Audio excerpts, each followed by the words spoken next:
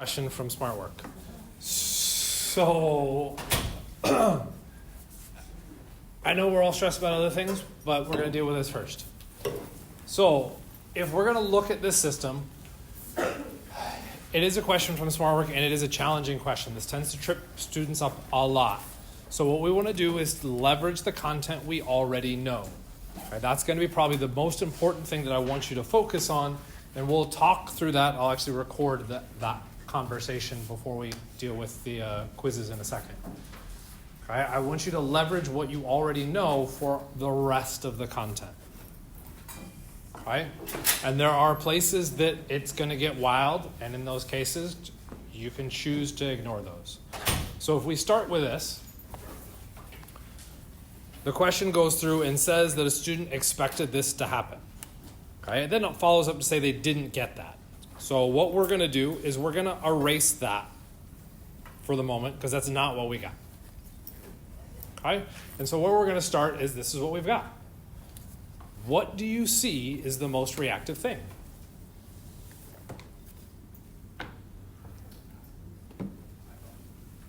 Okay? So we're hearing a couple of things. The first thing I heard was acid. It says H2SO4. Whoops. So we've got H+. I also heard pi bond. Right? And I would argue your focus should be at the acid first, even though it's catalytic, and don't stress about that term. But that's our primary focal point. Right? Because when we're trying to run our chemical reactions, particularly a chemical reaction you haven't seen before, and there will be lots, what you need to try to do is identify some piece of information that you can hold on to allow you to navigate the question. Right? So we could look at the pi bond. What does the pi bond supply? How is the pi bond reactive? It has electrons. Okay? The pi bond has electrons, which means it could act as a nucleophile or a base. Deciding which one it reacted as would require us to look at the other reagents. This is where looking at the H+, or our sulfuric acid, could come into play. Since we know that's our super reactive thing, and we know it's an acid, it's supplying H+, what does that mean our pi bond needs to act as? That means we're acting as a base. We can ignore the nucleophile. So now let's set up the chemical reaction. What needs to happen? Well, our pi electrons need to pick up the H+. Okay? So we're going to draw that all the way out to a product. Four-membered ring. And we now need to attach that hydrogen somewhere. We said those were pi electrons. Those pi electrons are associated between the two carbons. I can't do this because that's now saying I've got a bond to a bond, and that makes no sense. At best, what that says is I've added another carbon into the system, which also doesn't make sense. So now the question becomes, should I be attaching the hydrogen here, or should I be attaching the hydrogen here? Okay. And that can be challenging to go through and see. Some of your classmates are already starting to reflex into Y's. Okay, those Y's can be very useful because you're in a system here. You'd be like, well, I don't know what's going on. Let's work through it and look at those options. Okay, officially, we haven't drawn proper structures. We took those electrons out. That was 2 electrons that were shared between 2 carbons, and we've now associated them with only 1 carbon, which means what happened to the other carbon? It's lost electrons. I form a carbocation. So if I look at those 2 options, which one is more likely? The top one, because that is a secondary carbocation versus a primary carbocation. So if we're trying to navigate how this reaction works, what we're doing is moving methodically, stepwise through, tracking how our reagents function, recognizing when there's mismatches where we don't know what things are, and we have to draw out all of those products. Okay? Should you do that? Right now, hell, absolutely yes. Okay? You need to have that experience with drawing out those structures so that you can draw them faster and navigate. Okay? This approach was, I just know I have an acid-base reaction, so I'm just going to do it, see what I get. Okay? There was a slightly different approach that we also could have leveraged. Okay? that pi bond is reactive. So it can go out and react. How could it come out and react? Well, it could react as a nucleophile or a base. Leverage deeper into the how. Where is the nucleophile or base? Well, I don't know. It's going to depend where the electrons are going to exist. Are they existing more on the right carbon or the left carbon? Right? And to our first approximation to evaluate that, we would look at the electronegativities. Well, which carbon is more electronegative, the left carbon or the right carbon? If you're like, they're both carbon, that's the point. Right? There isn't a clear winner on which one's which. And if you don't see it right away, what should you do? Everybody's favorite 9-letter word. Resonance.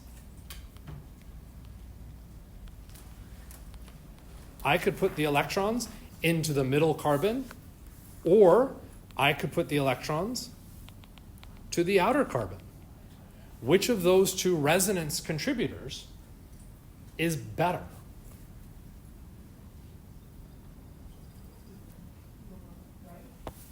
The one on the right is better. Why?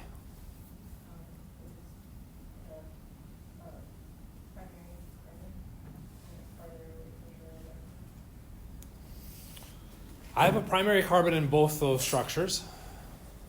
So your explanation that I have a primary carbon doesn't help me. I mean, I'm thinking about like the hydrogens and how they could shift from place to place. So what would be the closest positive to a next hydrogen? Okay, so what you're considering is now the stability of the positive, and I have a feeling what Karina was talking about when she's talking about the primary is she wasn't talking about the positive. Okay, both of those focuses are acceptable. Right? You're starting to say once I have it, it can do something else. You got to be real careful with that, because what if you can't have it? Yes. Okay, so you pull back ever so slightly in that. So when we're looking at these resonance structures, you have two choices. You can evaluate your negative, or you can evaluate the positive. Okay? This goes back to our lecture in mass spec that talks about the stabilities of carbocations, and then said the stabilities of anions and radicals. All of those things are tied.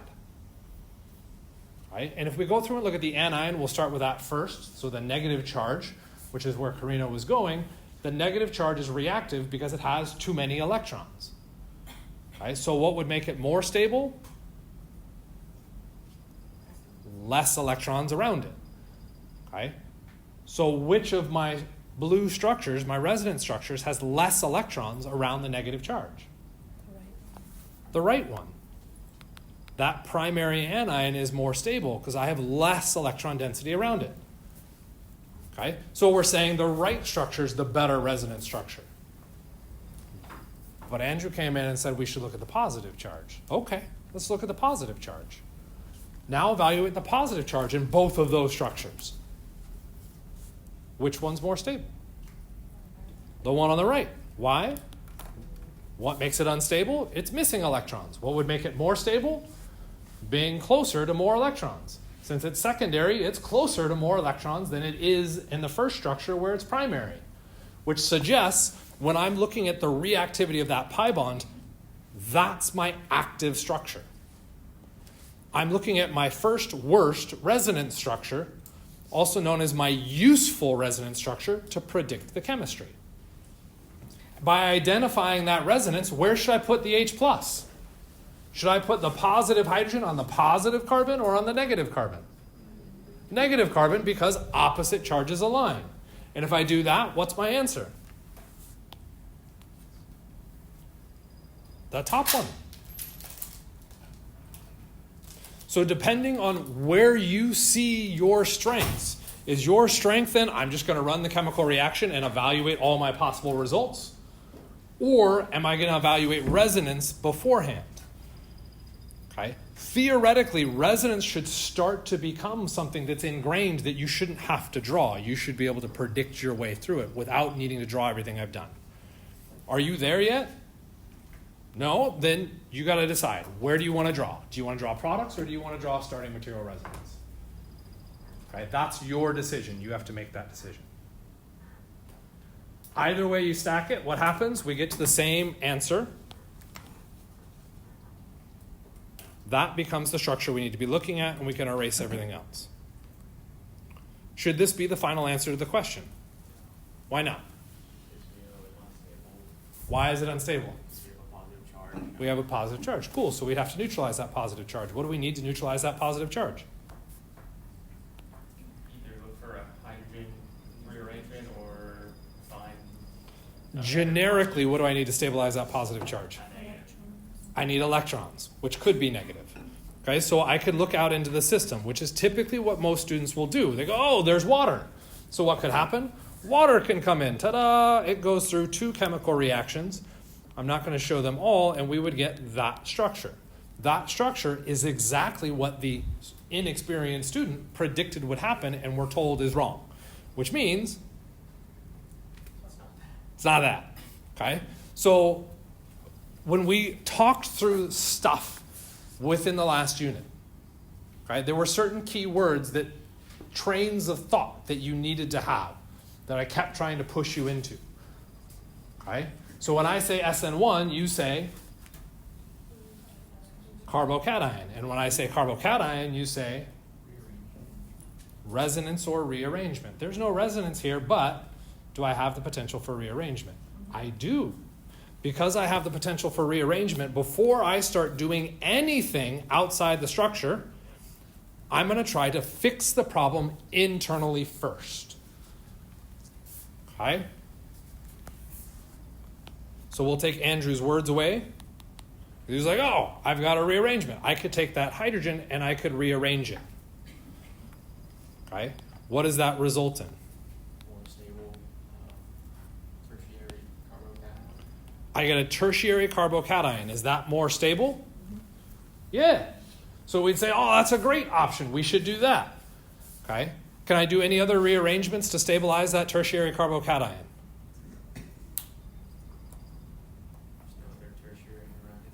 There's no other tertiary around, so how can I permanently stabilize that carbocation? Or just use the other than water Now my water can come into play. And I know, you're like, but don't worry about the but yet. There's our oxygen. We're not getting rid of a hydrogen yet. Okay, why do we not get rid of the hydrogen yet? What conditions are we under? Under acidic conditions, which means no negative charge. I can't have hydroxide attack this. It has to be water. Oxygen does not want to be positively charged, so what does it do? Steals electrons from our hydrogen. And we would end up with this for our final answer. Right? This is where we get excited and say, that's not the product the student predicted. I am now better than the student, and therefore I have the answer, and I can plug it in, and SmartWork tells me I've failed. Okay. So why did we fail? Is anything wrong with what we've done? No, actually, everything you've done is lovely and fantastic and amazing. Good job. That was phenomenal. When you did the rearrangement, was there something else you could have rearranged? Well, there's no other hydrogens. Who said anything about rearrangements involving hydrogens? Rearrangements can happen with anything. Okay? So a rearrangement occurs because electrons at that position next door in the bond, so we'll color them now. I guess we'll do blue off of our structure. That hydrogen was next door. It could move. Do I have other bonds also at that carbon? Yeah, I also have that bond and that bond. All of those are valid bonds to move. Okay? Did I test them all? No. Should I test them? Well, if I'm getting the answer wrong, it's probably not a bad idea. I should go ahead and give that a shot. So I'm going to take a look at this bond, because I think this one's a little bit easier to see. And I'm going to rearrange it.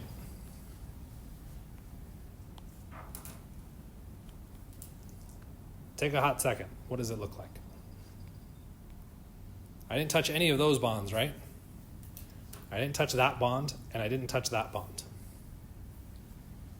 What happened to that blue bond?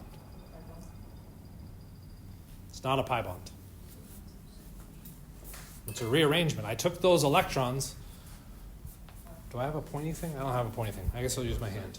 I took those electrons, and instead of having them there, I went poof.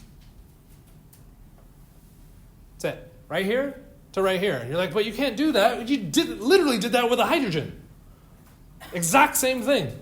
Man, I did see a pointy stick.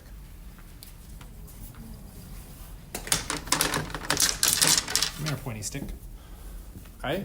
You had your electrons here, and to do the rearrangement, what did you do? That's it. That's how you made your rearrangement. What are we doing here? We're just taking those electrons, and so what does it look like? Looks like that. Like that looks ugly. I don't care about your beauty standards. Get over yourself. Okay? Still wrong. What's wrong with it? Okay? It's got to still be charged. If we take a look, the bottom carbon had electrons in that bond. It still has that bond. So the bottom carbon's not affected. What about the top carbon? Okay, it was positive, but now it's picked up some electrons, which means neutral. What about the other carbon? That carbon is now positively charged. Was this favorable? It's still secondary. And if it's still secondary, is that favorable? For people, no.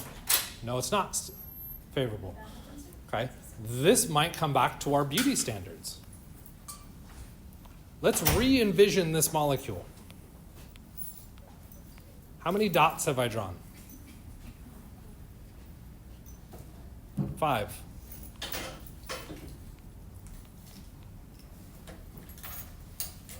Still secondary, but what changed?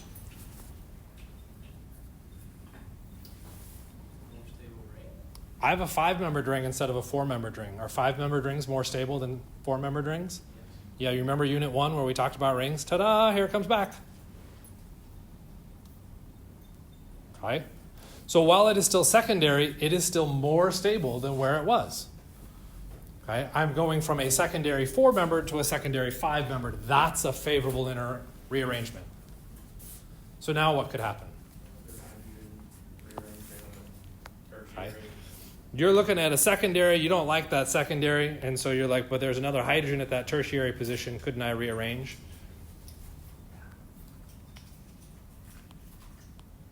You're like, do rearrangements ever stop? No. What kind of carbocation do I have now? I have a tertiary and a 5-membered ring. Can I do any more rearrangements? No, which means? Draw this for our answer, and SmartWork tells us we're wrong. Why does SmartWork tell us we're wrong? You have a water, I think you can just make it through an alcohol. We still have to bring in the water, 2 steps. And we've got our final answer. But wait, didn't we say there was another bond that we could have rearranged? Son. Sick and tired of this. So let's take a look at that other bond. Let's do that as a rearrangement instead. What would happen?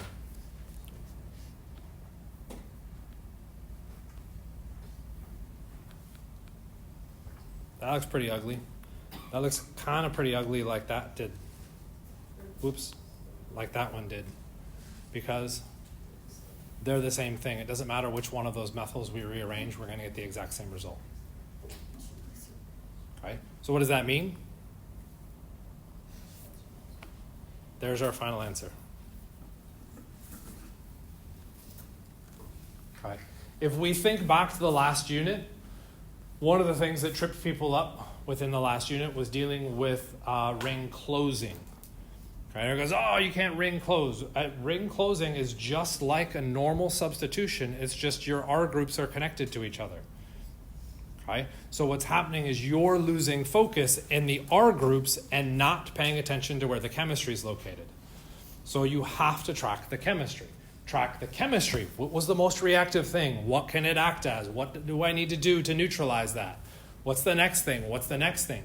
Each of those questions we're asking are going to be the same questions that we'll ask throughout this unit solving any question. You're like, well, but at least it's just this unit. Do you have second semester? Guess what the questions are going to be next semester? It's going to start off with, here's some reactants. What's the most reactive thing you see? How can it react? What does that do? Now what's the most reactive thing you see? Now what's the most reactive thing you see? And it's that repetitiveness that allows you to navigate and get to answers without having to memorize the reagents themselves and to what products they get. Because what you will swiftly discover is the amount of reagents that we've learned this semester is nothing in comparison to what you're ultimately responsible for. And if we actually list reagents, we technically haven't really learned any reagents. Maybe one, sodium amide reacts with triple bonds. That's it. Okay? The rest of them were, you have a nucleophile, a base, you do substitution elimination. As soon as we start moving into the other reagents or this particular section, now you're going to start seeing a list of reagents continue to stack in and stack in and stack in. Okay? And it gets daunting really fast if your goal is to memorize. Okay? So my recommendation is to not memorize and to start using the content that I've been trying to give you to work your way through problems. And when it doesn't work, now you can leverage memorization. Kind of, sort of? Okay. Questions about this one? Oh, I forgot. Last unit was ring closing. Guess what this is talking about? Ring opening. Okay? They're ultimately the same concept. You just have to kind of pay attention to what's going on within it. Okay? Everybody looks at the ring and just assumes the ring is static. Evaluate, are you making things more stable? This is where you have to go back and use that older content. Okay, that older content that you thought you could forget, you cannot. You must constantly go back and use it. Okay? Kind of, sort of? Okay. So, we'll just shift to a white screen, and I'll still record it just, for giggles. Strategies moving forward. At this point, we've got 3 weeks left before the final. Okay? So within those 3 weeks, we have a crap ton of content to plow through. Okay? And it's up to you to decide how you want to navigate that content. It does absolutely show up on the final, and it shows up in a larger percentage than I would like personally, which means I think you do need to pay attention to some of it. But when it starts getting hairy, you can step back away from it and focus on the things that you find a little bit easier. So for instance, acid additions. Acid additions you should be kind of good on. Okay? The acid additions, I would argue, is something everybody should be paying attention to. Those follow our standard acid-base chemistries. That's leveraging cations, anions, all of that stuff that we've already learned about. You're now just applying to an addition reaction. Okay? The next part that we'll bring in will be what I would call electrophile additions. The electrophile additions suck. Okay? So this is one where I would argue it's up to you to decide. Okay? I think everybody should be paying attention to the acid additions. That's relevant content moving forwards. The electrophile additions is going to be kind of up to you to decide where you're at. Do you need second semester? You will need electrophile additions. We will review it at the beginning of second semester, but we review it fast. Okay? Not unlike the speed we're going through it right now. Okay? So if you're going to decide to not worry about electrophile additions, I would recommend you look at it during the summer to kind of get a little bit of footing on it so that you're ready for when second semester rolls around. Okay? Because it will hit you like a bus then. Okay? Within the electrophile additions, this is probably where you're hearing people talk, I had to memorize all these reagents. That's the electrophile additions. Okay? Tons of reagents show up in there, and their chemistry gets really wicked really fast. Okay? how those reactions happen becomes the challenge. So again, you've got to decide, is that important to you or not? That's your choice. Okay? The last section that pops up would be radicals. We'll call it 50-50. Okay? Radicals, to me, for what you're going to actually need, they're cations. If you can hold that content, that's pretty good. Okay? There is some new chemistry that comes with radicals, but radicals are all talking about moving single electrons, okay? And that becomes problematic because how many electrons have we moved in substitution? Two. Elimination. Acid-base. Addition.